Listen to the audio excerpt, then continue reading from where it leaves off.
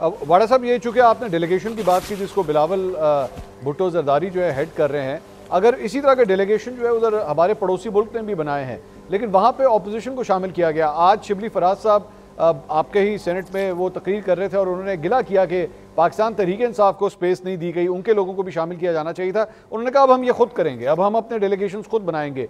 तो आपके ख्याल में हुकूमत को शामिल नहीं करना चाहिए था PTI को?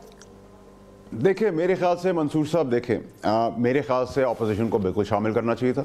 ये एक शहबाज शरीफ साहब जहाँ एक अच्छा एडमिनिस्ट्रेटर का रोल अदा कर रहे हैं या एक प्राइम मिनिस्टर का रोल अदा कर रहे हैं, तो उसमें वो एक स्टेट्समैन का भी रोल अदा करते, एक लीडर का भी रोल अदा करते और उनको शामिल कर लेते। इससे इंडोर्समेंट, स्ट्रेंथ, यूनिटी मज़ीद अच्छी तरीके से नज़र आती। लेकिन अनफॉर्चुनेटली ऐसा नहीं हो रहा, तो इसका मतलब कमज़ोरी है, इनकॉम्पिटेंस है। तो आप इनकॉम्पिटेंस के अंदर फिर आप एक 12 करोड़ के लोगों के सूबे की आवाज़ें भी सुन रहे हैं, उनकी स्टेटमेंट्स भी सुन रहे हैं, चाहे वो सिंध के सूबे के ऊपर बारे में बात हो, या वो डिप्लोमेटिक फ्रंट में बात हो, या वो फोर्सेस के फ्रंट पे बात हो।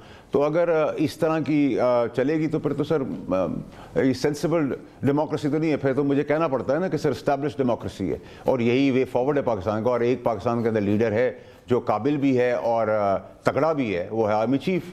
तो अगर आर्मी चीफ है और एयरफोर्स चीफ है और नेवल चीफ है, तो मैं उम्मीद ही कर सकता हूँ कि काश किसी दिन ज़िंदगी में ये कहूँ ये प्राइम मिनिस्टर मेरा चीफ है और मैं इसके पीछे खड़ा हूँ।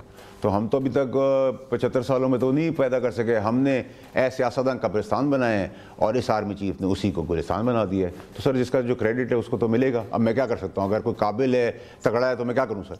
बुरा भला उसको कैसे कहूँ? मुझे कोई प्रोविजन बता दें, मैं उसको बुरा भला कहता हूँ और अपने आप को डेमोक्रेटिक साबित कर देता हूँ।